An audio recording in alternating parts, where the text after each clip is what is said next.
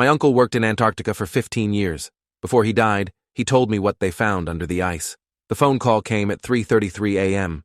My Uncle Desmond's voice was barely a whisper, broken by wet coughing that sounded like his lungs were tearing apart from the inside. "Adrian, they know I'm dying. They've stopped watching me. I can finally tell you the truth about Vostok." He paused, and I heard machines beeping in the background, the sterile sounds of a hospice room.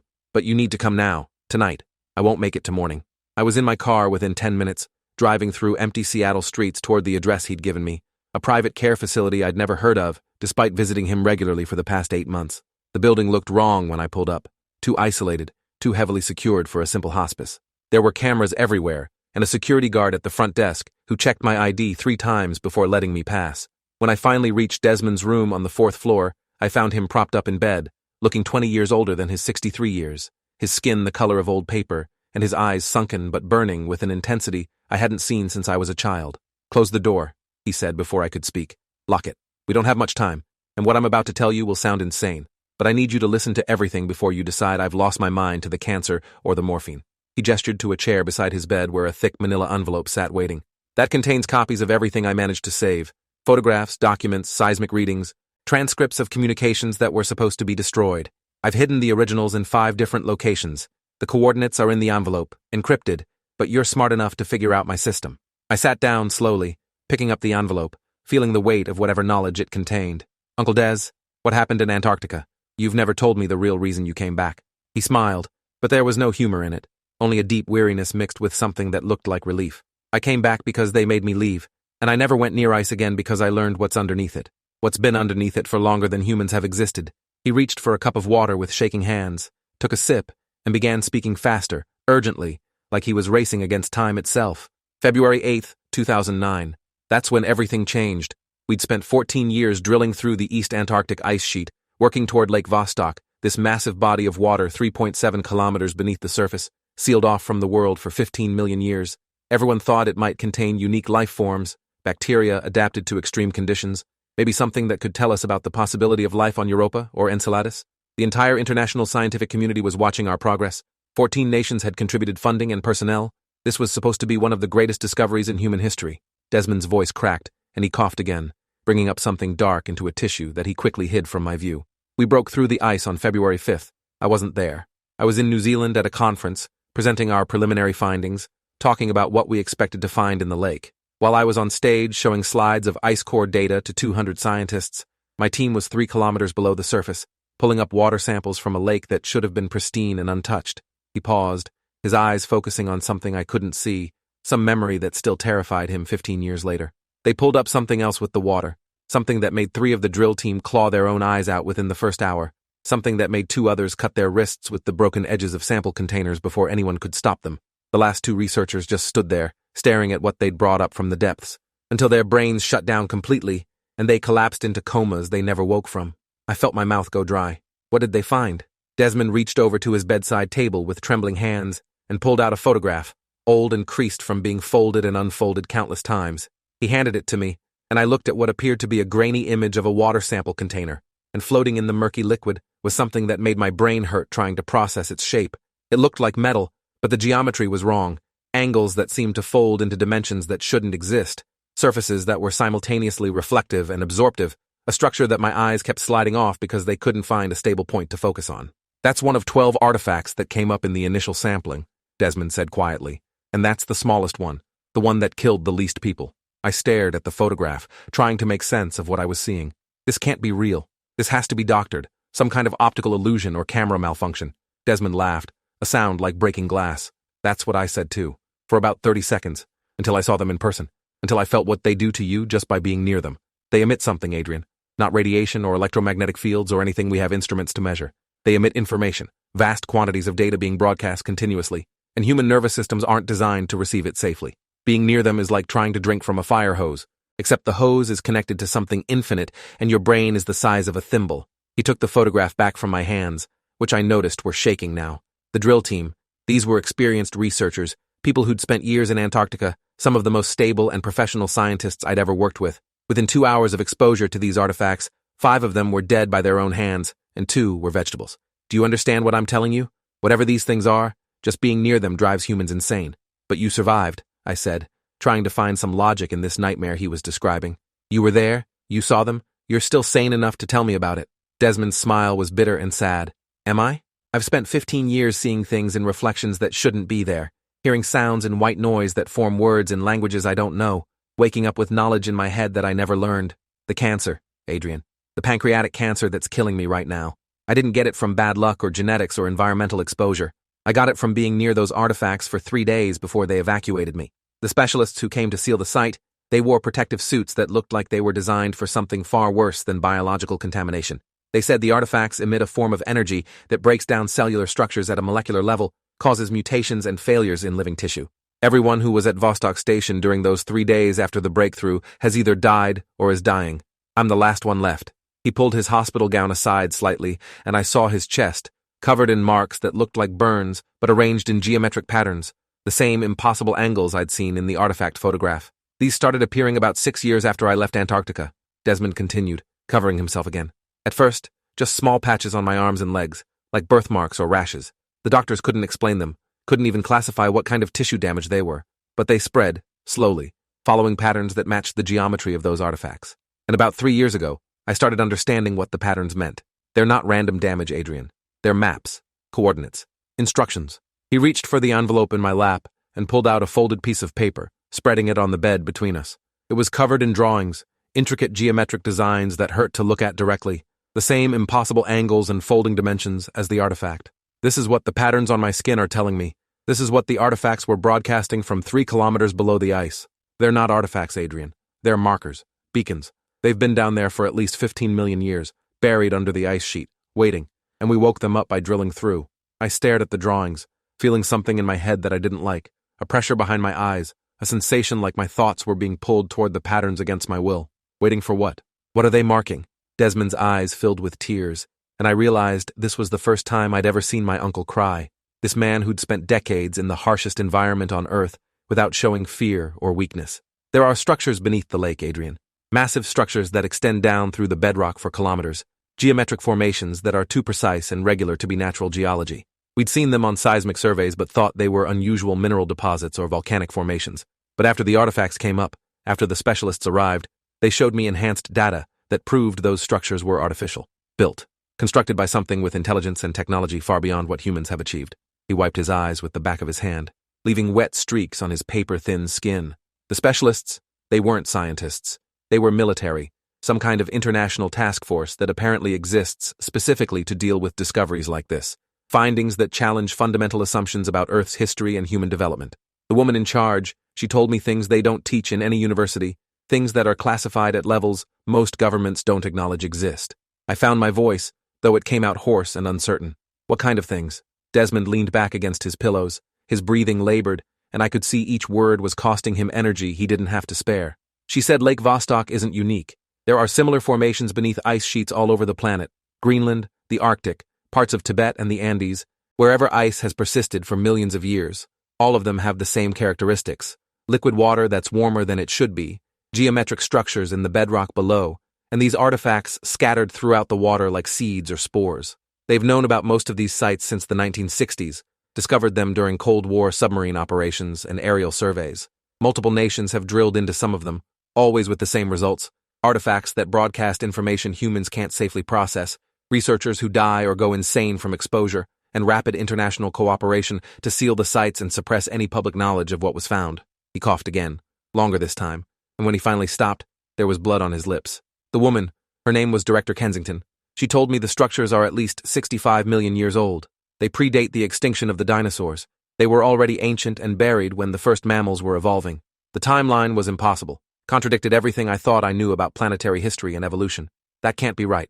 There were no civilizations 65 million years ago, no intelligent life on Earth except maybe some advanced dinosaurs, and even that's speculative. Desmond smiled again, that same sad smile that suggested he'd once thought exactly the same thing. That's what I said. Kensington just looked at me like I was a child who'd finally noticed the sky was blue. She said the structures weren't built by Earth life, weren't created by any species that evolved on this planet. They're archives, massive data storage facilities built by something that passed through our solar system during the late Cretaceous period. And they didn't just pass through, Adrian. They stopped here, deliberately. They buried these archives under locations that would be covered by ice during Earth's glacial cycles, preserving them against erosion and geological change. The ice sheets are natural protection, keeping the structures intact and isolated until what? Until something happens. Until someone finds them. Until the time is right for whatever purpose they serve. I realized I was gripping the arms of the chair hard enough to hurt my hands. What purpose? What are they storing? What information is worth building structures that last 65 million years? Desmond reached for my hand, and I felt how cold his fingers were, like he'd already started dying from the inside out. That's what the artifacts show you. That's what the broadcast contains. And that's why everyone who experiences it either dies or wishes they had. Because the information isn't just data, Adrian. It's knowledge about what Earth really is, about what humans really are, about why we're here and what's coming. He squeezed my hand with surprising strength. The drill team, before they died or went catatonic, 2 of them managed to write things down, fragments of what they'd learned. The specialists confiscated everything, but I took photographs before they could stop me. I've spent 15 years trying to decipher those notes, trying to understand the fragments without exposing myself to the full transmission.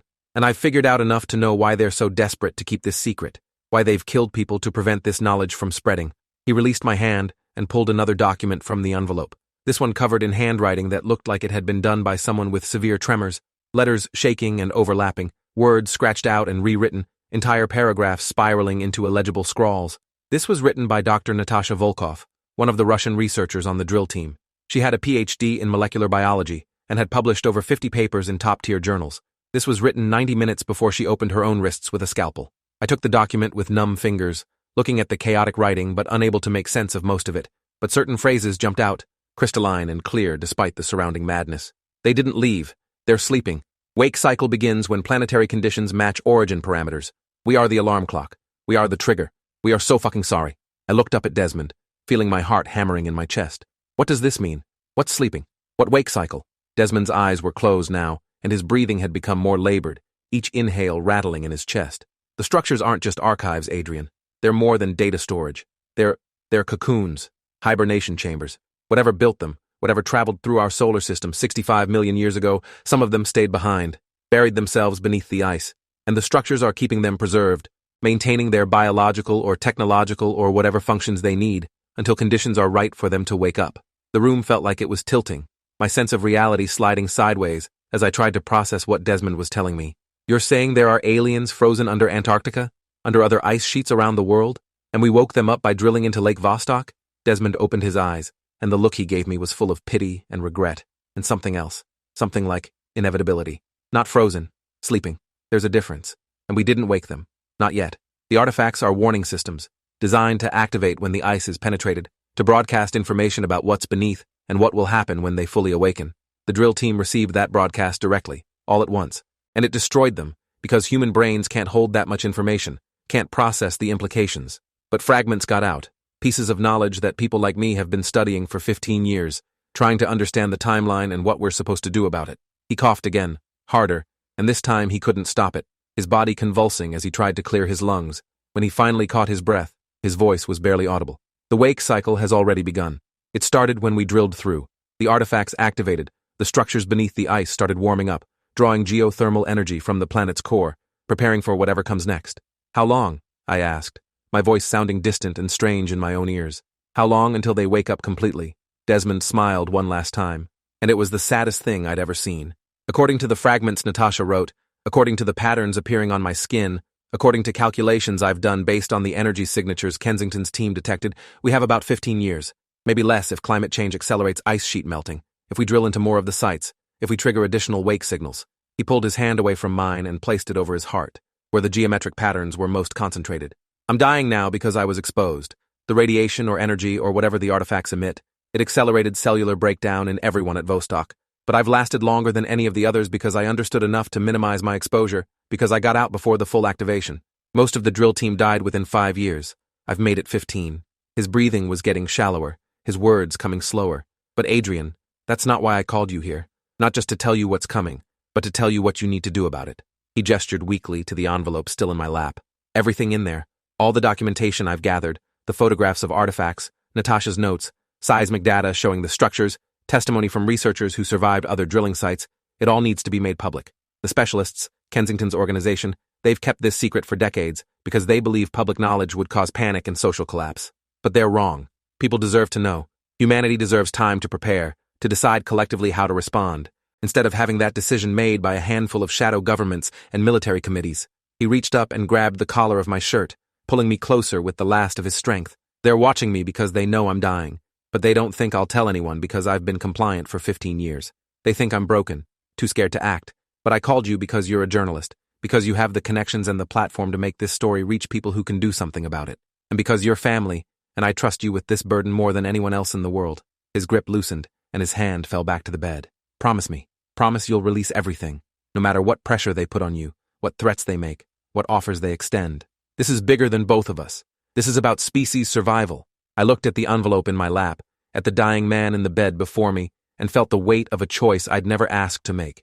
Uncle Des, if I publish this, if I go public with claims about alien structures under Antarctica and sleeper beings that are waking up, they'll destroy my credibility. They'll call it conspiracy theory nonsense, discredit every source, make me look insane. And if what you're saying is true, if there really are people powerful enough to suppress this for decades, they'll do worse than destroy my reputation. They'll make me disappear. Desmond nodded, tears streaming down his face now, carving channels through the hollow spaces of his cheeks. I know. I've thought about that every day for 15 years, wondering if I should have spoken up earlier, if I should have sacrificed myself to warn people. But I was a coward, Adrian. I chose to live quietly and die slowly rather than fight. And now I'm running out of time, and the wake cycle is progressing, and someone needs to do what I couldn't. Someone needs to be brave enough to tell the truth, even knowing what it will cost. His voice dropped to barely a whisper. But I won't force you. The choice is yours. Walk away, burn the envelope, forget everything I've told you, and live your life in ignorance until whatever's sleeping beneath the ice wakes up and changes everything anyway. Or carry this burden, become a target, potentially sacrifice your career and safety and peace of mind, but give humanity a chance to know what's coming before it arrives. The machines around his bed started beeping more urgently, and I heard footsteps in the hallway outside, nurses or doctors responding to the alarms. We were out of time. Desmond's eyes were starting to close, his breathing turning into desperate gasps as his body finally gave up the fight it had been losing for months. I stood up, clutching the envelope, and looked at my uncle one last time. I'll do it, I said, not knowing if he could still hear me. I'll tell your story. I'll release everything. I promise. His lips moved, forming words I couldn't hear over the sound of the door bursting open and medical staff flooding into the room. But I saw what he mouthed, saw the final message he wanted to give me before whatever came next. Check the ice. It's melting faster than they're telling anyone. You have less time than you think. And Adrian, I'm so sorry for everything that's about to happen. Then the nurses were pushing me aside, working to stabilize him, and I was being ushered out into the hallway by a security guard who appeared from nowhere, a tall man with cold eyes who said I needed to leave immediately, that visiting hours were over, and Mr. Hallowell required privacy for his medical procedures. I was halfway to the elevator when I heard the flatline alarm, that steady electronic tone that meant Desmond was gone. I stopped, turned back toward his room, and saw through the small window in the door that the nurses had stepped back, weren't attempting resuscitation, were just staring at his body with expressions I couldn't read from this distance. The security guard put a hand on my shoulder, not rough but firm, guiding me toward the elevator with inexorable pressure. You need to leave now, sir. This area is restricted. I looked at him more carefully, and noticed things I should have seen earlier, the way he moved with military precision, the bulge under his jacket that suggested a concealed weapon, the communication device barely visible in his ear. Who do you work for? I asked, already knowing I wouldn't get a real answer. Hospital security, sir. Please step into the elevator. I did, clutching the envelope against my chest, and as the doors closed, I saw the guard pull out his phone and speak into it. 3 words that confirmed everything Desmond had told me. The nephew has it. The drive back to my apartment felt like it took hours, though the clock on my dashboard said only 33 minutes had passed. I kept checking my rearview mirror for vehicles following me, seeing every car as a potential threat, every pedestrian as a possible observer. When I finally pulled into my parking garage, I sat in my car for 10 minutes just breathing, trying to organize the chaos in my head into something coherent and actionable. Desmond was dead. I was holding documents that allegedly proved the existence of alien structures buried under Antarctic ice for 65 million years, and people with enough power to suppress this information for decades now knew I had those documents. The smart move would be to destroy everything, burn the envelope, delete any photos from my phone, go home, and pretend this night never happened. But I'd made a promise to a dying man, and more importantly, if even half of what Desmond told me was true, humanity deserved to know what was coming. I pulled out my phone and started recording a video, just in case something happened to me before I could release the information properly. My name is Adrian Hallowell. I'm a freelance journalist based in Seattle. 3 hours ago, my uncle, Dr. Desmond Hallowell, glaciologist and former research lead at Vostok Station in Antarctica, died of pancreatic cancer. Before he died, he told me about what the international research team found when they drilled into Lake Vostok in February 2009, and why the project was abruptly terminated despite decades of preparation and billions in funding. What I'm about to tell you will sound like science fiction, but I have documentation that I'll be releasing through multiple channels to prevent suppression. I took a breath and continued. In 2009, when the drilling team penetrated the ice sheet and reached Lake Vostok 3.7 kilometers below the surface, they brought up more than water samples. They recovered 12 artifacts, objects of clearly artificial origin that had been submerged in the lake for an estimated 15 million years. These artifacts emit some form of energy or radiation that broadcasts information directly into human neural tissue, and exposure to this broadcast caused severe psychological and physical trauma to every member of the drill team. 5 researchers died by suicide within hours of exposure. 2 others fell into comas they never recovered from. My uncle spent the last 15 years dying slowly from cellular damage caused by his exposure to these artifacts during the 3 days before the site was sealed and classified.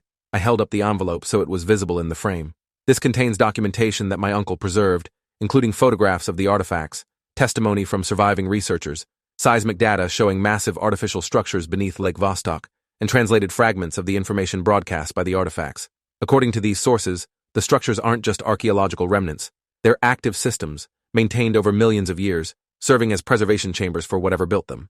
I paused, knowing that what I was about to say would make me sound insane to anyone watching, but committed to following through. The artifacts are warning beacons, designed to activate when the ice is penetrated, to broadcast information about what's sleeping beneath and what will happen when thermal conditions reach specific parameters. According to calculations based on the fragments recovered and on patterns of cellular degradation observed in exposed researchers, the entities or systems preserved beneath Lake Vostok and similar sites around the world will become active within the next 15 years, possibly sooner if climate change continues to accelerate ice sheet melting. Multiple governments and an international classified organization have known about these structures since at least the 1960s and have been systematically suppressing any public knowledge while preparing for an event they know is coming but haven't shared with the global population. I looked directly into the camera, trying to project conviction I wasn't entirely sure I felt. I'm releasing this video and all supporting documentation because I believe humanity deserves to know. We deserve time to prepare collectively, to research openly, to make informed decisions about our response. The alternative is allowing a small group of officials to determine humanity's fate without public input or democratic process. That's not acceptable, regardless of whatever justifications they've created for maintaining secrecy. I ended the recording and immediately uploaded it to 3 different cloud storage services, then sent copies to 4 journalists I trusted at major publications, with instructions to release everything if I disappeared or died unexpectedly within the next 72 hours. Then I opened the envelope and started photographing every document inside, uploading each image as I went, creating a distributed backup that would be nearly impossible to completely suppress. The process took 3 hours, and by the time I finished, the sun was starting to rise over Seattle, pale light filtering through my apartment windows. I made coffee and sat at my kitchen table, spreading out copies of the documents, trying to organize them into a coherent narrative that would be compelling enough to break through the noise and skepticism that would inevitably greet these revelations. Desmond had included more than I'd initially realized, not just his own documentation, but materials from other sources, other researchers who'd apparently been part of a quiet network trying to understand and prepare for what was coming. There were names I recognized, scientists who died in accidents or disappeared mysteriously over the past 15 years, all of them connected to drilling projects or Antarctic research in some way. One document in particular caught my attention, a transcript of a classified briefing that Desmond had somehow obtained, dated March 2009, just weeks after the Vostok incident. It was labeled International Response Protocol, Post-Discovery Assessment and Containment Strategy. The document confirmed everything Desmond had told me, acknowledged the artifacts and structures, discussed the psychological impact on exposed personnel, and outlined a coordinated international effort to suppress public knowledge while ramping up classified research into the nature and purpose of the buried systems. What made my blood run cold was a section near the end, titled Projected Timeline and Population Impact Assessment. The briefing stated that based on analysis of the artifact broadcasts and thermal data from multiple sites, full activation of the preserved entities would occur between 2024 and 2029, with highest probability in 2027. The document estimated that activation would be globally observable and impossible to suppress or explain through conventional narratives. It recommended using the intervening 15 to 20 years to prepare infrastructure and social systems for paradigm-level disruption to human civilization. There was a casualty projection included, a cold numerical assessment that estimated between 30 and 60% of global population would not survive first contact adaptation period. I read that section 3 times, trying to process the implications. The people who'd written this document, who'd known about the structures since at least 2009, had calculated that billions of humans might die in the next few years. and they'd decided the correct response was to keep the information classified and prepare quietly without warning the population. The justification given was that public knowledge would cause premature social collapse and resource conflicts that would worsen survival outcomes. But reading between the lines, I understood what they really meant. They didn't think most people could handle the truth, thought that fear and panic would be more dangerous than whatever was actually sleeping under the ice, and they'd chosen to prioritize maintaining order and control over giving humanity a chance to prepare collectively. That decision, made in classified briefings by officials whose names were redacted, might have doomed billions of people who could have been warned, could have been given time to relocate or prepare, or at least understand what was about to happen to their world. The anger I felt was almost physical, a burning sensation in my chest that made my hands shake as I photographed this document and added it to my upload queue. My phone rang, and I nearly dropped it, my nerves already stretched past breaking after the night I'd had. The caller ID showed a blocked number, which almost made me ignore it, but something made me answer. "Mr. Hallowell, my name is Director Kensington. I believe your uncle may have mentioned me." The voice was calm, professional, female, with an accent I couldn't quite place. "I'm calling to offer you an opportunity to discuss the materials Dr. Hallowell provided before you do something that will have consequences you haven't fully considered." I felt my jaw clench. "You mean, before I tell the truth about what you've been hiding? About the people who've died to keep your secrets?" There was a pause, and when Kensington spoke again, her tone hadn't changed, still perfectly controlled. "I understand you're angry. Your uncle just died, and he shared information that challenges your entire worldview. But Mr. Hallowell, Adrian, the people who've maintained this classification aren't villains. We're not suppressing information because we enjoy power or want to control humanity.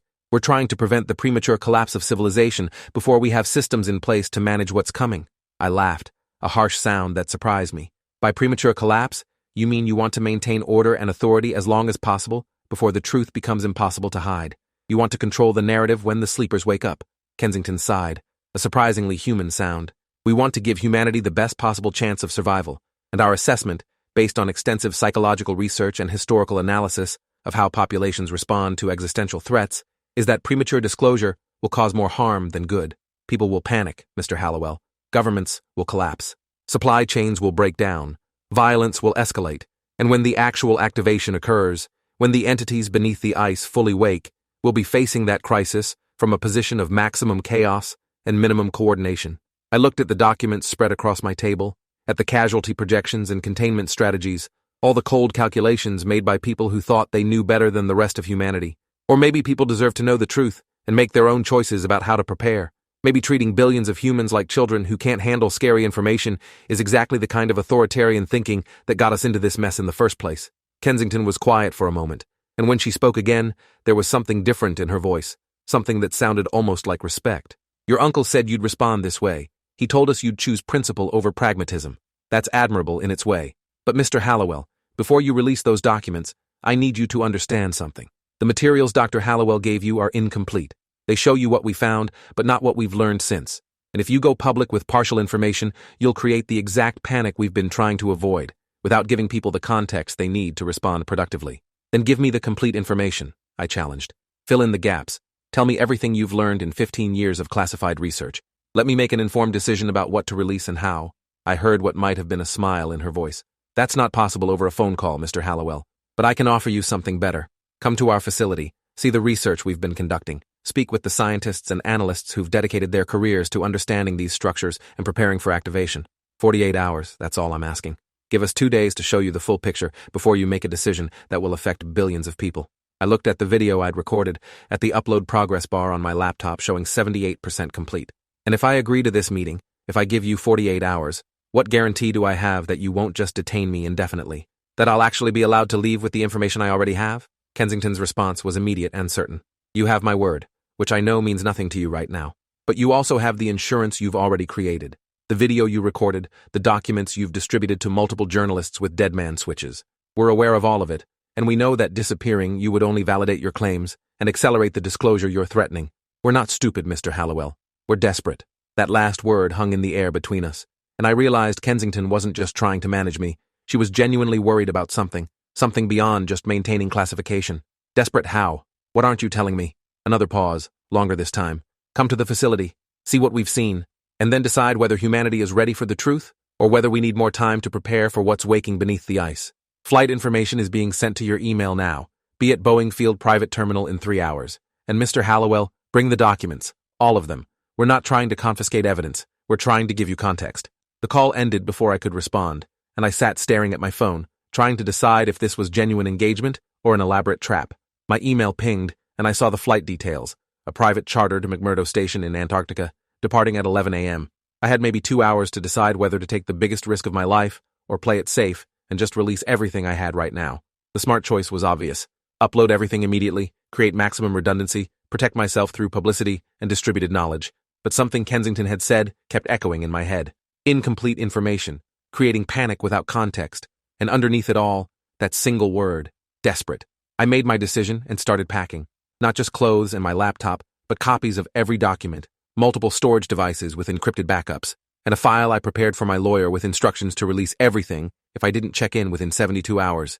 If this was a trap, if they were planning to silence me, at least I'd made it as difficult and costly as possible. And if Kensington was telling the truth, if there really was critical context I was missing, then maybe it was worth 48 hours to understand the full picture before making a choice that would affect billions of people.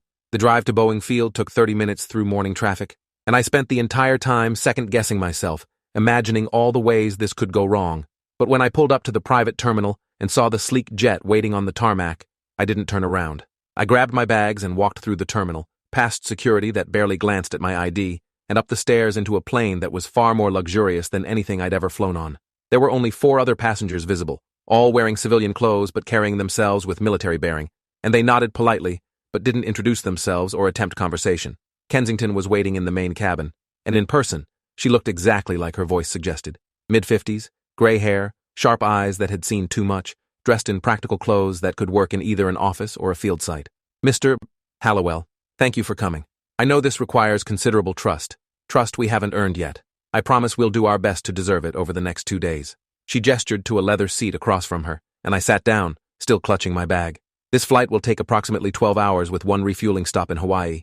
That gives us time to begin your briefing before we arrive at McMurdo. Are you comfortable starting now, or do you need some rest after the night you've had? I hadn't slept in over 24 hours, and exhaustion was making my thoughts feel fuzzy and disconnected, but I knew I wouldn't be able to rest without getting some answers first. Start the briefing. I need to know what you think is so important that you'd fly me to Antarctica, rather than just suppress everything I have. Kensington nodded and pulled out a tablet, swiping through files until she found what she was looking for. Your uncle told you about the artifacts and the structures beneath Lake Vostok. He told you about the drill team casualties and the warning broadcasts. He told you our assessment that activation would occur within 15 to 20 years of the initial discovery. All of that is accurate, as far as it goes. But there are critical elements he didn't know, information we've gathered since 2009 through continued classified research at multiple sites. She turned the tablet toward me, showing a map of Antarctica with dozens of red markers scattered across the continent. These are confirmed structure locations, 63 sites total, all beneath ice sheets at least 2 kilometers thick, all showing the same geometric patterns in seismic data, all connected by underground conduits that span the entire continent. I stared at the map, trying to comprehend the scale of what she was showing me. 63 sites? Desmond only told me about Vostok and mentioned a few other locations. You're saying there are 63 of these hibernation chambers? Kensington swiped to the next image, a 3-dimensional model showing the structures in cross-section. Vostok is the largest, but far from the only one. And Mr. Hallowell, they're not separate installations. They're nodes in a network, all connected, all communicating with each other through the same energy emissions that damaged your uncle and the other researchers. We've been monitoring that network for 15 years, and what we've learned is complicated. She zoomed in on one of the structures, revealing internal architecture that looked more organic than mechanical, chambers within chambers, branching passages that resembled neural networks or blood vessels. The entities preserved inside aren't dormant in any passive sense. They're processing, thinking, dreaming, if such a word applies. And they've been doing it for 65 million years, running simulations, observing Earth's development, waiting for specific conditions to be met before emerging. Your uncle told you that drilling into Vostok triggered the wake cycle. That's true, but incomplete. Drilling was just one trigger among many. Climate change, ice sheet melting, certain atmospheric composition thresholds, even specific electromagnetic frequencies from modern technology. All of these are inputs that the network has been monitoring, and when enough inputs align, activation proceeds automatically regardless of whether humans interfere further. I felt something cold settling in my stomach. You're saying even if we'd never drilled into the ice, they'd still be waking up? Climate change alone would be enough? Kensington nodded grimly. Climate change was always going to be enough. The network was built with that expectation.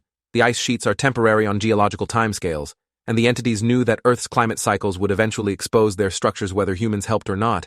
They were just planning for it to take another 10,000 years, the natural end of the current interglacial period. Human industrial activity has accelerated the timeline significantly. She pulled up a graph showing temperature projections and ice loss rates. Our models suggest that even with aggressive emission reductions, Antarctic ice loss will reach critical thresholds for network activation by 2029. If current trends continue, it could happen as early as 2026. We have less than 2 years, Mr. Hallowell. Maybe 18 months. That's why your uncle said you have less time than you think. That's why we're desperate. The plane engines started, the vibration running through the floor, and I realized we were about to take off, about to commit fully to this journey whether I was ready or not. I looked at Kensington, at her tired eyes, and the lines around her mouth that suggested stress and sleepless nights. What happens when they wake up? The briefing document mentioned casualty projections, 30 to 60% of global population. What does activation actually mean? Kensington leaned back in her seat as the plane accelerated down the runway, and I saw her hand grip the armrest tightly, a small sign that she wasn't as calm as she appeared.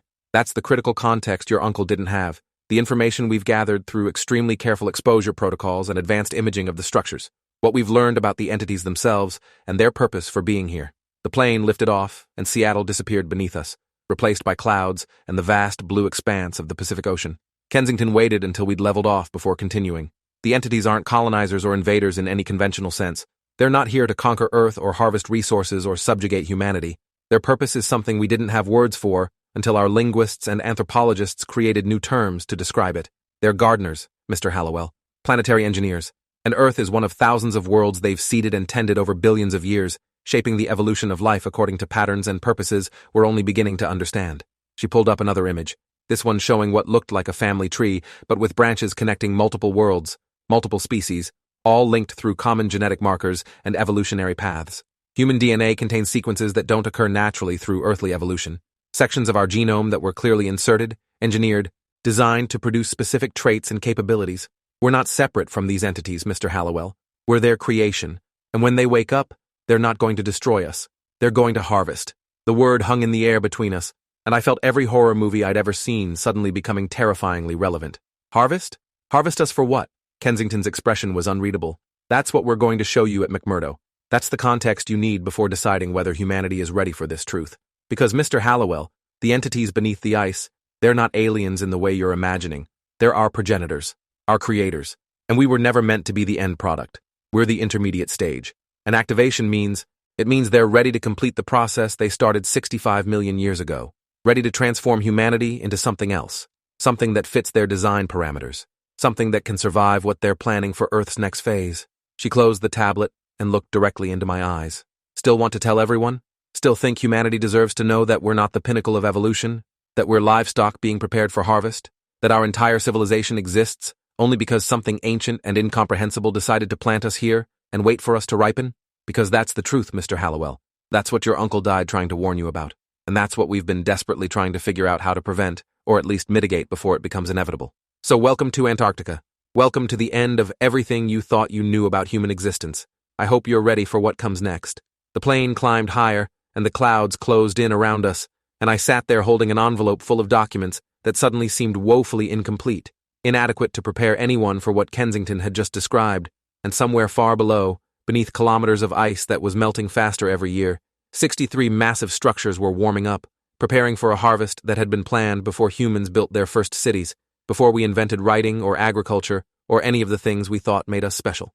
The entities were waking, and we were running out of time to decide whether to face that awakening together, informed and prepared, or separately, ignorant and panicked. I thought about Desmond dying in that hospice bed, covered in geometric scars that were actually maps, instructions, warnings written on his skin by exposure to something he could never fully understand. And I realized that in 48 hours, those same warnings might be written on my skin too, might be written on everyone's skin if Kensington was right about the timeline, might be the last thing humanity saw before we stopped being human at all. The flight to Antarctica had begun, and there was no turning back now. Appreciate you watching this far. If you enjoyed it, drop a like, leave a comment, and subscribe so you won't miss the next story.